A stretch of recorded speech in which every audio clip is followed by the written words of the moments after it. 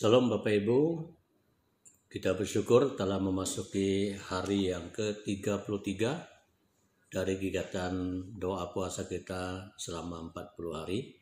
Dan kita akan mengawali kegiatan kita hari ini dengan membaca dan merenungkan firman Tuhan yang terdapat di dalam Injil Matius pasal 25 ayat yang ke-40. Di mana firman Tuhan berkata demikian, dan raja itu akan menjawab mereka, "Aku berkata kepadamu, sesungguhnya segala sesuatu yang kamu lakukan untuk salah seorang dari saudaraku yang paling hina ini, kamu telah melakukannya untuk aku." Saudara kasih Tuhan, kekristenan bukan sekedar keyakinan akan anugerah Allah yang menyelamatkan dari hukuman kekal. Tetapi kita didorong untuk melakukan apa yang baik bagi Tuhan dan sesama. Tradisi Protestan mengajarkan bahwa kita selamat bukan karena perbuatan, tetapi karena iman kepada anugerah Allah. Hanya apabila orang menyambut Yesus dan karya penyelamatannya, orang tersebut akan selamat. Namun teks pembacaan kita ini mengajarkan sesuatu yang berbeda. Kristus mengajarkan bahwa kelak semua orang akan dihakimi atas dasar perbuatan mereka, baik ataupun jahat. Dalam konteks pembacaan ini, Yesus menceritakan tentang berlangsungnya penghakiman terakhir pada hari yang mulia itu.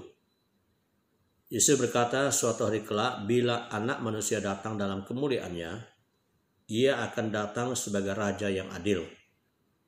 Ia akan memisahkan bangsa-bangsa menjadi dua golongan, seperti gembala memisahkan domba dan kambing.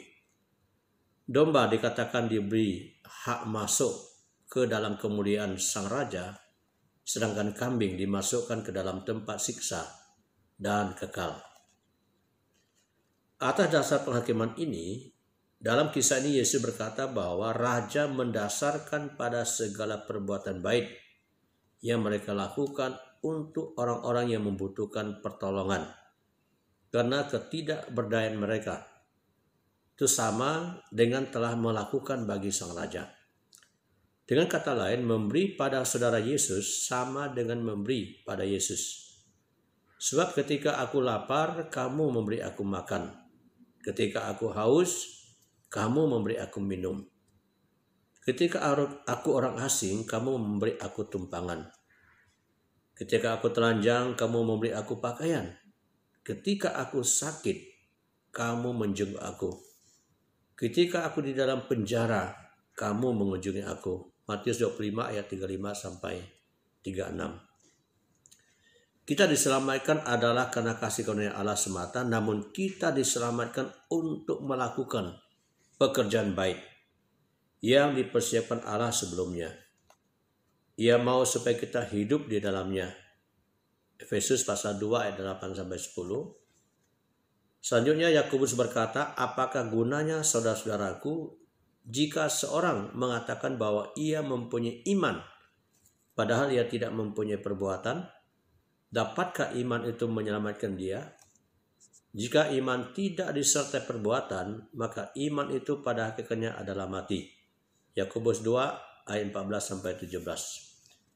Karena itu marilah kita memberikan perhatian, pertolongan, atau memberikan harta kepada saudara kita yang hina, miskin, dan yang membutuhkan pertolongan. Penghargaan dan hak memasuki kemuliaan Allah diberikan raja itu kepada mereka yang melakukan perbuatan baik, tanpa motivasi karena mendapatkan pahala, tetapi mereka melakukannya karena kasih yang tanpa pamrih. Mari kita lakukan kebaikan pada sesama tanpa memikirkan keuntungan atau kemuliaan diri kita. Rela berkorban, rela berbagi harta, peka dan terbuka melihat kesulitan dan kekurangan orang lain, serta sigap memberikan pertolongan dengan hati yang penuh kasih. Demikian firman Tuhan. Bapak Ibu sekalian, kita akan memasuki pokok doa kita di hari ini. Yang pertama, Kita mendoakan pergumulan saudara kita yang menghadapi kemiskinan dan orang-orang terpinggirkan. Mendoakan agar GKI memperhatikan jemaat yang sedang bergumul dengan tempat tinggal yang perlu dibentuk. Doakan pelayanan di Sulawesi Utara dan seluruh Indonesia, baik BPW, BPD, dan BPJ, untuk memperhatikan jemaat-jemaat yang sedang bergumul dengan kemiskinan. Mari kita berdoa. Bapa, di dalam nama Yesus kami datang kepadamu bersyukur kami boleh merenungkan firman Tuhan yang mengajar kami bahwa melayani orang-orang terpinggirkan yang miskin dan segala hal yang mungkin dunia menganggap remeh, sesungguhnya kami telah melakukan untuk Yesus. Sebab itu hari ini kami berdoa, Tuhan teguhkan firman-Mu dan materaikan. Khusus kami berdoa untuk saudara kami yang hidup dalam kemiskinan, yang terpinggirkan. Tuhan kiranya melawati mereka.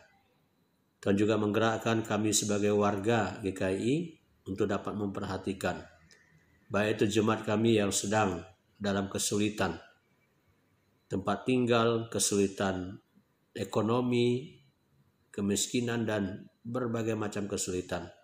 Supaya bila kami boleh saling perhatikan dan terlebih Tuhan juga menjadikan kesadaran kami bersama untuk boleh berbuat bagi sesama kami.